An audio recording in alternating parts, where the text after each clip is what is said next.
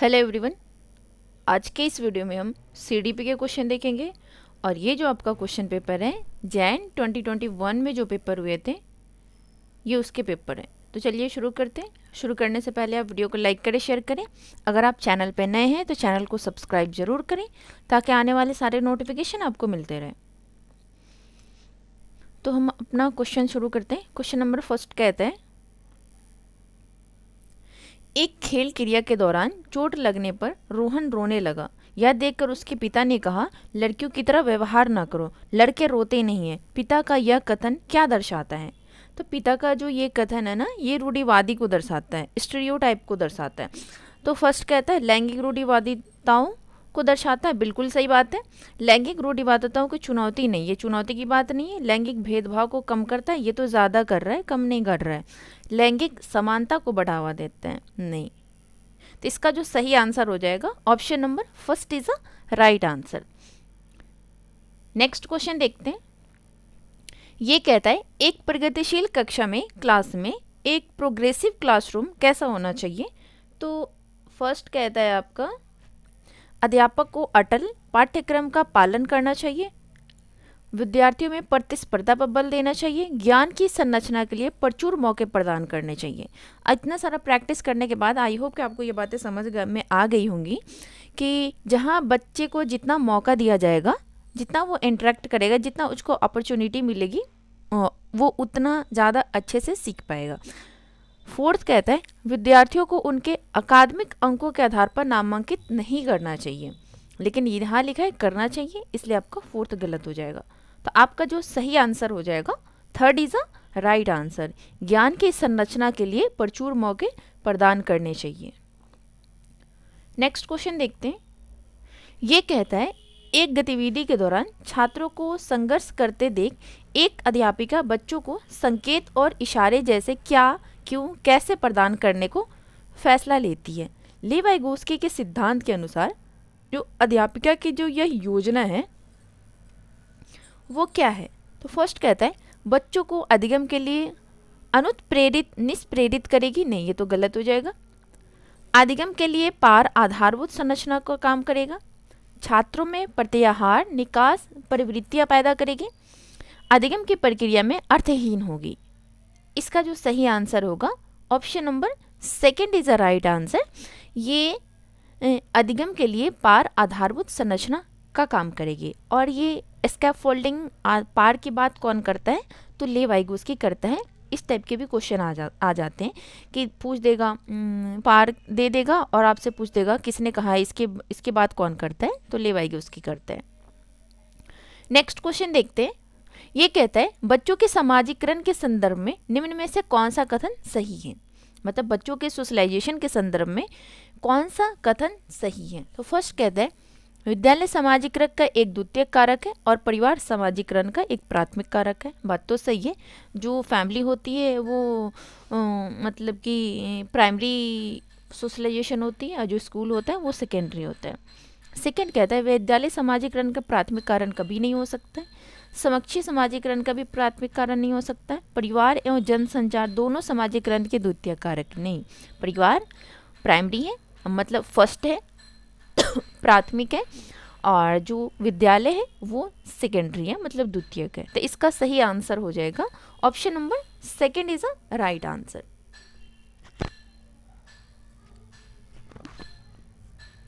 Next question देखते हैं।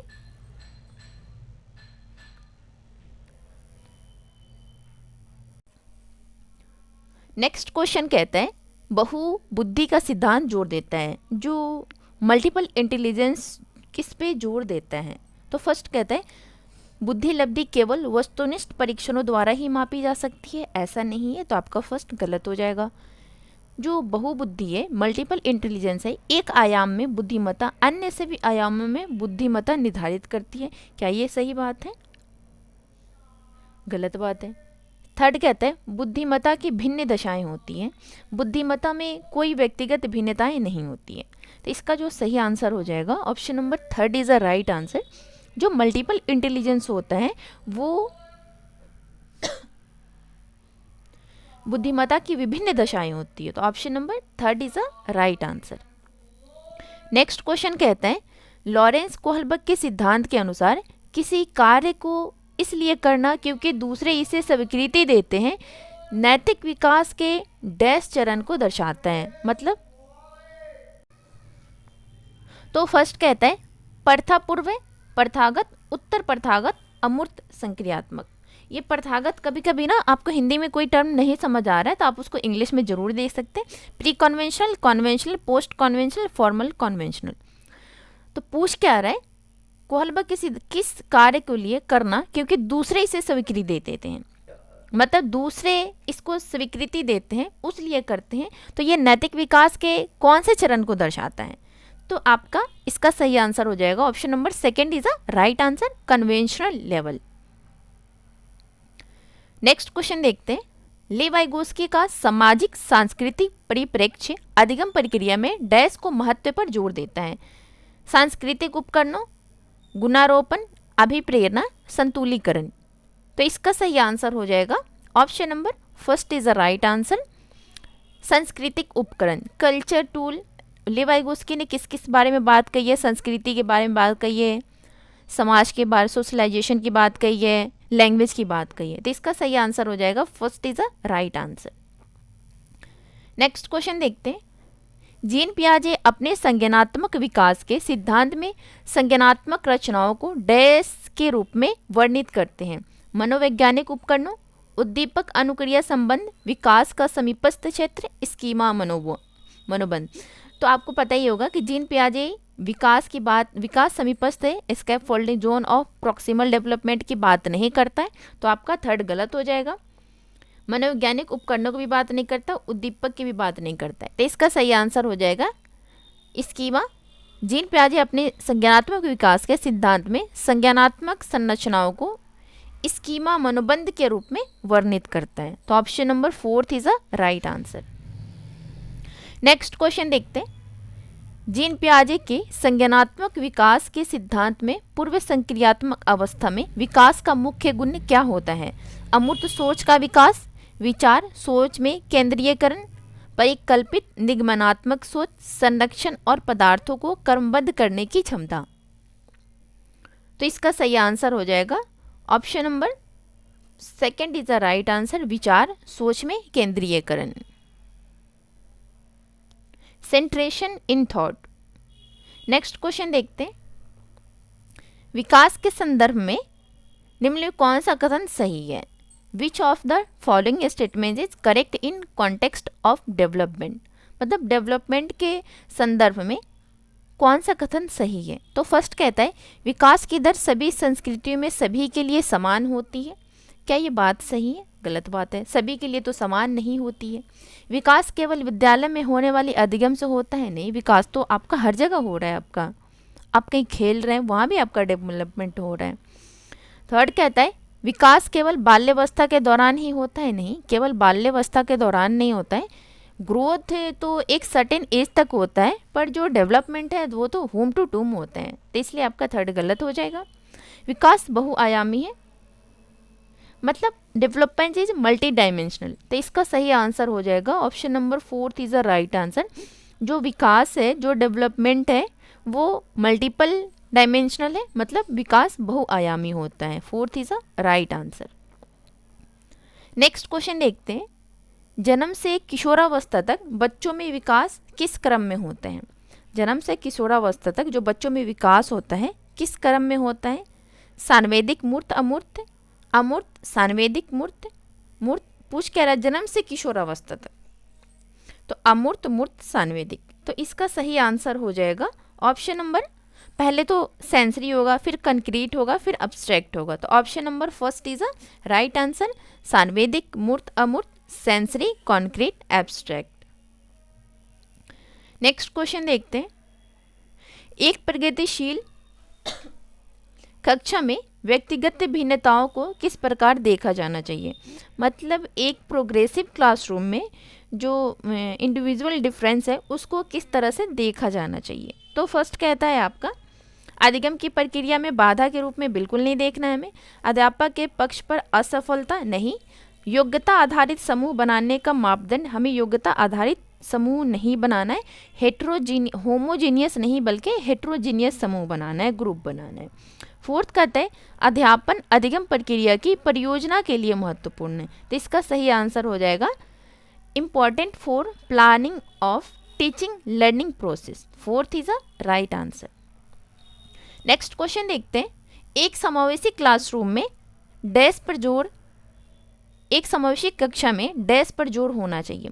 मतलब एक इंक्लूसिव क्लासरूम में किस पे ध्यान जोर होना चाहिए। तो फर्स्ट कहता है प्रदर्शन अभिमुखी लक्ष्यों पर नहीं होना चाहिए, अभिभेदी समरूपी निर्देशों पर भी नहीं होना चाहिए, सामाजिक पहचान के आधार पर छात्रों को अलगाव भी नहीं करना चाहिए, हर बच्चे के सामर्थ्य को अधिकतम करने के लिए अवसर प्रदान करने चाहिए। तो इसका सही आंसर हो जाएगा option number fourth is a right answer. Next question देखते हैं, दिव्यांगजन अधिकार अधिनियम 2016 के अनुसार निम्न में किस शब्दावली का प्रयोग उपयुक्त है। मानदित छात्र, विकलांग छात्र, छात्र जिसे शारीरिक दिव्यांगता है, छात्र जिसका अशक्त शरीर है। तो इसका सही आंसर हो जाएगा option number third is the right answer, student with physical disability, मतलब छात्र जिसे शारीरिक दिव्यांगता है। नेक्स्ट क्वेश्चन देखते हैं, अधिगम कठिनाइयों में जूझते छात्रों की ज़रूरत को संबोधित करने के लिए एक अध्यापक को क्या नहीं करना चाहिए। मतलब क्या नहीं करना चाहिए हमें वो बताना है, जो गलत है वही सही है क्योंकि आपसे पूछा ही गलत है। तो फर्स्ट कहता है दृश्य श्रव्य सामग्रियों का इस्तेमाल बिल्कुल करना चाहिए, संरचनात्मक शिक्षण शास्त्रीय उपागमों को इस्तेमाल करना चाहिए, व्यक्तिगत शैक्षिक योजना बनाना, शिक्षा शास्त्र और आकलन को जटिल संरचनाओं का प्रयोग करना चाहिए। तो आपके फर्स्ट सेकंड थर्ड तो सही है, पर आपसे पूछ क्या रहा है जो सही नहीं है, तो आपका फोर्थ सही नहीं है, तो यही आपका सही आंसर हो जाएगा। नेक्स्ट क्वेश्चन देखते हैं, सार्वजनात्मकता की पहचान का प्रमुख लक्षण क्या है। कम परिज्ञानता, बोधगम्यता, अपसारी चिंतन, अति सक्रियता, असतर्कता। तो इसका सही आंसर हो जाएगा option number second is the right answer, divergent thinking is the primary identifying future और क्रिएटिविटी। मतलब सर्जनात्मकता की पहचान का प्रमुख लक्ष्य क्या होना चाहिए, तो अपसारी चिंतन, खुले अंत वाले प्रश्न। नेक्स्ट क्वेश्चन देखते हैं, विविध पृष्ठभूमियों के अधिगमकर्ताओं को संबोधित करने हेतु एक अध्यापक को विविधता संबंधी मुद्दों पर बातचीत डालनी चाहिए, विविध विन्यासों से उदाहरण लेने चाहिए, सभी के लिए मानकीकृत आकलनों का इस्तेमाल करना चाहिए, ऐसे कथनों का इस्तेमाल करना चाहिए जो नकारात्मक रूढ़िबद्ध धारणाओं को मजबूत करे। तो इसका सही आंसर हो जाएगा, फोर्थ तो आपका गलत हो जाएगा, पर आपका जो सही आंसर हो जाएगा second is a right answer, विविध विन्यासों से उदाहरण लेने चाहिए। नेक्स्ट क्वेश्चन देखते हैं, समस्या समाधान क्षमताओं को किस प्रकार सुसाध्य किया जा सकता है। लगातार अभ्यास और कार्यान्वयन पर जोर देकर, समस्याओं को हल हेतु अटल प्रक्रिया के इस्तेमाल को बढ़ावा देकर, समरूपों के इस्तेमाल को बढ़ावा देकर, विद्यार्थियों में डर की भावना पैदा करके। तो इसका सही आंसर हो जाएगा option number third is the right answer, समरूपों के इस्तेमाल को बढ़ावा देकर। नेक्स्ट क्वेश्चन पे चलते, अधिगम मतलब लर्निंग की जो अभिप्रेरणा को किस प्रकार कायम रखा जा सकता है। Motivation to learn can be, मतलब जो आपका मोटिवेशन है उसको लर्निंग में किस प्रकार कायम कंटिन्यू रखना चाहिए। तो फर्स्ट कहता है बच्चों को दंड देकर तो हम कायम नहीं रह सकते, इसलिए आपका फर्स्ट गलत हो जाएगा। सेकंड कहता है प्रवीणता अभिमुखी लक्ष्यों पर जोर देकर। थर्ड कहता है बच्चों को बहुत आसान क्रियाकलाप देकर यंत्रवत याद करने पर याद करने पर तो हमें बिल्कुल जोर नहीं देना है और दंड पे भी जोर नहीं देना है। तो इसका जो सही आंसर हो जाएगा option number second is the right answer, मतलब हमें फोकस करना है, मास्टरी ओरिएंटेड गोल पे फोकस करना है। तो second is a right answer. Next question देखते हैं, जो शेम एंड जो शर्मिंदगी होती है का जो संज्ञान से कोई संबंध नहीं है, क्या ये बात सही है? बिल्कुल संबंध होता है, इसलिए आपका फर्स्ट गलत हो जाएगा। संज्ञान पर नकारात्मक प्रभाव पड़ सकता है। हाँ, ये बात तो सही है कि नकारात्मक प्रभाव पड़ सकता है। बच्चों को अधिगम हेतु अभिप्रेरित करने के लिए बहुत प्रभावशाली है। नहीं, ये तो ये नेगेटिव में आ जाएगा। भाव के अध्यापन अधिगम प्रक्रिया में बारंबार पैदा करना चाहिए। नहीं, तो इसका जो सही आंसर हो जाएगा option number second is a right answer. इसका जो शेम जो है, इसका जो संज्ञान पर, कॉग्निशन पर निगेटिव प्रभाव पड़ सकता है। नेक्स्ट क्वेश्चन देखते हैं। निम्न में से अध्यापन अधिगम का सबसे प्रभावशाली माध्यम कौन सा हो सकता है? मतलब कौन सा है जो most effective mode of teaching learning है? विषय वस्तु को यंत्रवत याद करना। हमने बहुत बार आपको बताया कि याद करने पे जोर नहीं देना है, इसलिए आपका फर्स्ट तो गलत हो जाएगा। संकल्पनाओं के बीच संबंध खोजना, बात तो सही है। बिना विश्लेषण के अवलोकन करना। बिना विश्लेषण के हम अवलोकन कैसे कर सकते हैं? अनुकरण, नकल और दोहराना। तो इसका जो सही आंसर हो जाएगा option number second is a right answer. मतलब संकल्पनाओं के बीच संबंध खोजना, second is a right answer. Next question देखते हैं। एक टीचर को एक अध्यापक को दिए गए किसी कार्यकलाप में छात्रों की विभिन्न त्रुटियों का विश्लेषण करना चाहिए। क्यों करना चाहिए? तो फर्स्ट कहता है इसके आधार पर वह दंड की मात्रा निर्धारित कर सकती है। नहीं, हमें बच्चों को दंड बिल्कुल नहीं देना है। सेकंड कहता है त्रुटियों की समझ अध्यापन अधिगम प्रक्रिया के लिए अर्थपूर्ण है। बिल्कुल सही बात है। जहाँ बच्चे गलती करते हैं तो वहाँ से समझ आता है कि त्रुटियों की समझ अध्यापन अधिगम की प्रक्रिया के लिए अर्थपूर्ण होते हैं। तो इसका जो सही आंसर हो जाएगा second is a right answer. Next question पे चलते हैं। बच्चों को सीखने में कठिनाई होती है जब सूचना अलग अलग टुकड़ों में प्रस्तुत की जाए। क्या ये बात सही है? बात तो सही है। वे आंतरिक रूप से अभिप्रेरित हो? बिल्कुल भी नहीं। अधिगम सामाजिक संदर्भ में हो? इसकी बात तो कही नहीं जा रही है। विषय वस्तु को बहुरूपों में प्रस्तुत किया गया हो? तो इसका जो सही आंसर हो जाएगा option number first is the right answer. बच्चों को सीखने में कठिनाई होती है जब किसी भी जानकारी को, सूचना को अलग अलग टुकड़ों में अगर हम प्रस्तुत करेंगे तो उनको सीखने में कठिनाई होती है। तो first is a right answer. Next question देखते हैं। अधिगम की सर्वोत्तम अवस्था कौन सी है? उच्च उत्तेजना, उच्च भय। क्या ये बात सही है? गलत बात है। निम्न उत्तेजना, उच्च भय। संतुलित उत्तेजना, कोई भय नहीं। कोई उत्तेजना, कोई भय नहीं। तो इसका जो सही आंसर हो जाएगा best state of learning is moderate arousal, no fear. Option number third is the right answer. संतुलित उत्तेजना होना चाहिए और कोई डर भय नहीं होना चाहिए। नेक्स्ट क्वेश्चन देखते हैं। अधिगम का संरचनात्मक विकार यह सुझाव देते हैं कि ज्ञान की संरचना में बच्चों की कोई भूमिका नहीं होती है। बिल्कुल बच्चों की भूमिका होती है। तो इसका फर्स्ट तो गलत हो जाएगा। सेकंड कहता है बच्चे पूर्ण रूप से वयस्कों पर निर्भर नहीं रहते हैं। पियाजे ने कहा है कि बच्चे लिटिल साइंटिस्ट होते हैं और वो खुद से करके सीखते हैं। ठीक है। थर्ड कहता है बच्चे सक्रिय भूमिका निभाते हैं। बिल्कुल सही बात है। बच्चे play in active role in, बच्चे एक्टिवली उसमें भूमिका निभाते हैं।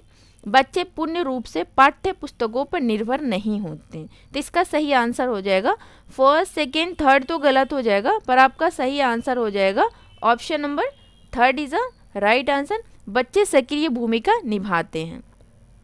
नेक्स्ट क्वेश्चन पे चलते हैं। अधिगम के लिए निम्न में से कौन सी धारणा उपयुक्त है? मतलब लर्निंग के लिए कौन सी धारणा है जो उपयुक्त है? योग्यता सुधार्य है, योग्यता अटल है, प्रयासों से कोई फर्क नहीं पड़ता, असफलता अनियंत्रित है। तो इसका सही आंसर हो जाएगा option number first is a right answer. योग्यता सुसाध्य है, सुधार्य है। नेक्स्ट क्वेश्चन देखते हैं। निम्न में कौन सी परिपाटी विद्यार्थियों में संकल्पनात्मक समझ में बढ़ोतरी करने में सहायक है? प्रतिस्पर्धा आधारित प्रतिस्पर्धाएं, पाठ्य पुस्तक केंद्रित शिक्षा शास्त्र, बारंबार परीक्षाएं, अन्वेषण और संवाद। तो इसका सही आंसर हो जाएगा option number fourth is the right answer. Inquiry and dialogue, मतलब अन्वेषण और संवाद। नेक्स्ट क्वेश्चन देखते हैं। एक कार्य के दौरान सायना समय से बात कर रही है, वह कार्य पर किस प्रकार प्रगति कर सकती है। लेव वाइगोस्की के भाषा और चिंतन सोच के बारे में दिए गए विचारों के अनुसार इस तरह का व्यक्तिगत वाक्य क्या दर्शाता है। तो फर्स्ट कहता है संज्ञानात्मक अपरिपक्वता, स्वनियमन, आत्मिक केंद्रीयता, मनोवैज्ञानिक विकार। तो इसका सही आंसर हो जाएगा option number second is the right answer, self regulation, स्वनियमन। नेक्स्ट क्वेश्चन देखते हैं। मूल्यांकन पद्धति का लक्ष्य होना चाहिए। इवेल्युएशन प्रैक्टिस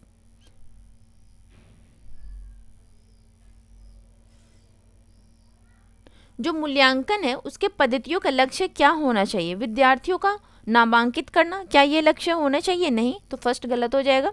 योग्यता आधारित समूहों में विद्यार्थियों को विभाजित करना, योग्यता आधारित समूह में हमें विभाजित बिल्कुल नहीं करना है। विद्यार्थियों की ज़रूरतों एवं आवश्यकताओं की पहचान करना, पुरस्कार वितरण हेतु उच्च अंक प्राप्त करने वाले विद्यार्थियों की पहचान करना। तो इसका जो सही आंसर हो जाएगा option number third is the right answer, विद्यार्थियों की जरूरत एवं आवश्यकताओं की पहचान करना। लास्ट क्वेश्चन देखते हैं। ये कहता है बच्चों के विकास की व्यक्तिगत भिन्नताओं को किस पर प्रतिरोपित किया जा सकता है। केवल आनुवांशिकता पर भी नहीं, केवल पर्यावरण पर भी नहीं, न आनुवांशिकता पर न पर्यावरण पर, आनुवांशिकता एवं पर्यावरण की पारस्परिकता पर। तो इसका सही आंसर हो जाएगा option number fourth is the right answer. जो बच्चों का जो डेवलपमेंट होता है वो हेरिडिटी एंड इन्वायरमेंट दोनों का रोल होता है, तो इसलिए इसका सही आंसर हो जाएगा option number fourth is the right answer. तो इस वीडियो में हमने टोटल सीडीपी के 30 क्वेश्चन करें। आई होप कि आपको ये वीडियो पसंद आएगी और आप इस वीडियो को जरूर देखें, जितना हो सके आप प्रैक्टिस जरूर करें। मिलते हैं आपसे नेक्स्ट वीडियो में। वीडियो को लाइक करें, शेयर करें, चैनल पर नए तो चैनल को सब्सक्राइब जरूर करें। Thank you.